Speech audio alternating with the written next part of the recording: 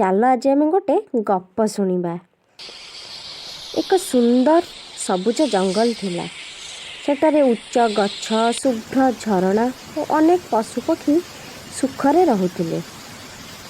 ପ୍ରତି ସକାଳେ ପକ୍ଷୀମାନଙ୍କ ଗୀତ ଓ ପଶୁମାନଙ୍କ ହସରେ ଜଙ୍ଗଲ ଜୀବନ୍ତ ହୋଇଯାଉଥିଲା।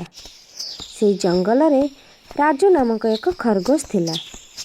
ସେ ବହୁତ ତେଜ ଦୌଡ଼ୁଥିଲା, କିନ୍ତୁ ତାଙ୍କର ଏକ ଖରାପ ଆଦତ ଥିଲା ଗର୍ବ।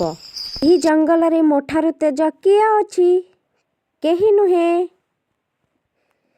ତୁମେ ନିଶ୍ଚୟ ଦୌଡ଼ରେ ଭଲ ରାଜୁ।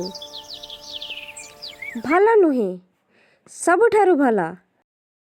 ଏହି ସମୟରେ ଏକ କଇଁଛ ସେଠାରେ ପହଞ୍ଚିଲା। କହିଲା, ରାଜୁ, ଗତି ସବୁକିଛି ନୁହେଁ। ଚାଲ ତେବେ କାଲି ସକାଳେ ତୁମ ସହିତ ଗୋଟିଏ ମୁକାବିଲା ହେଇଯାଉ।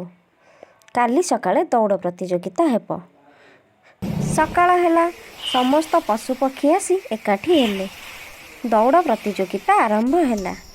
କଇଁଛ ଓ ଠେକୁଆ ଦୌଡ଼ିବାକୁ ଲାଗିଲେ। ଠେକୁଆ ଦୌଡ଼ିବାରେ ଆଗରେ ଥିଲା, କଇଁଛ ତା ପଛରେ।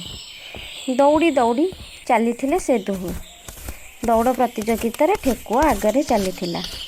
କିଛି ବାଟ ଗଲା ପରେ ଠେକୁଆ ଭାବିଲା, କଇଁଛ ତ ପଛରେ ଅଛି, ମୁଁ ଯାଉଛି ଟିକେ ବିଶ୍ରାମ କରିନେବି। ସେ ଧାଇଁଗଲା ଏକ ଗଛ ତଳକୁ। ସେ ଗଛ ତଳେ ବସି ବିଶ୍ରାମ ନେଲା ଏବଂ କଇଁଛ ଚାଲି ଚାଲି ଆସି ଠେକୁଆ ପାଖରେ ପହଞ୍ଚିଲା ଏବଂ ଠେକୁଆ ପାଖରେ ପହଞ୍ଚିବାରେ ସେ ଶୋଇଥିବାର ଦେଖିଲା। ସେ ଠେକୁଆକୁ ଅତିକ୍ରମ କରି ଆଗେଇ ଚାଲିଲା। ଆଗକୁ ଯାଇ କଇଁଛ ତା ଗନ୍ତବ୍ୟ ସ୍ଥଳରେ ପହଞ୍ଚିଲା। ଠିକ୍ ସେତିକି ବେଳେ ଠେକୁଆର ନିଦ ଭାଙ୍ଗିଗଲା। ଠେକୁଆ ଉଠିକିରି ଦେଖେ ତ କଇଁଛ ଯାଇ ପହଞ୍ଚି ଯାଇଛି ଗନ୍ତବ୍ୟ ସ୍ଥଳରେ। ସେ କ୍ଷିପ୍ର ବେଗରେ ଦୌଡ଼ିବାକୁ ଲାଗିଲା। ଦୌଡ଼ି ଯାଇ କଇଁଛ ପାଖରେ ପହଞ୍ଚିଲା ଏବଂ ତା ନିଜ ଭୁଲ ମାନିଲା ଏବଂ କଇଁଛକୁ ସମସ୍ତ ପଶୁପକ୍ଷୀ ତାରିଫ କଲେ।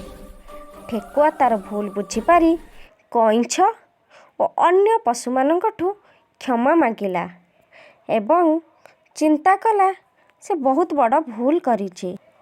ଏବଂ ଏହି ଗପରୁ ଆମେ ଶିଖିଲେ ଯେ ଆମେ କେବେ ହେଲେ କୌଣସି ପ୍ରକାର ଗର୍ବ କରିବା ନାହିଁ।